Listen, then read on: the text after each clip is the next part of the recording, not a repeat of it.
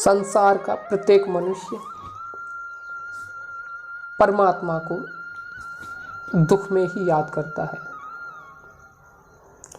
और परमात्मा को दुख में याद करना ही उसकी अज्ञानता है। अब तो आप लोग ये सोचेंगे कि ये क्या कह रहा है, परमात्मा को दुख में याद करना अज्ञानता है। जी हाँ, क्योंकि परमात्मा को हमेशा सुख में याद करना चाहिए। दुख में तो राक्षस भी परमात्मा का नाम लेने लगते हैं, दुख में तो जानवर भी उस परमात्मा को पुकारने लगते हैं। तो आप एक मनुष्य होके दुख में परमात्मा को याद करके कोई बड़ा काम नहीं कर रहे। साहिब कबीर फरमाते हैं, सुख में सुमिरन ना किया, दुख में किया याद। कहें कबीरता दास की, कौन सुने फरियाद। यानी आपने सुख में उस परमात्मा को याद नहीं किया जिसके रहमो करम से आपको सुख मिला, अमन चैन शांति मिली, तब आपने उस परम प्रभु को परमात्मा को याद नहीं किया।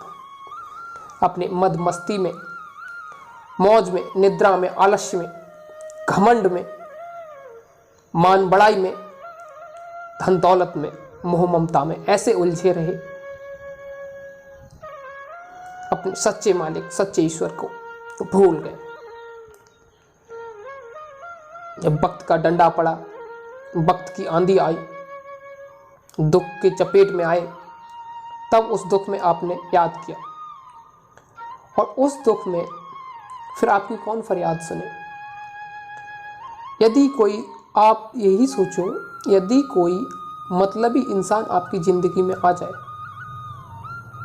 अपने मतलब के लिए आपसे लगाव रखे, तो उसका काम सिद्ध हो जाए, फिर वो आपसे नाता तोड़ दे, फिर वो दोबारा आपके पास आए अपने कार्य के लिए, तो क्या आप उस पर रहम दिखाओगे? क्या आप उस पर भरोसा करोगे?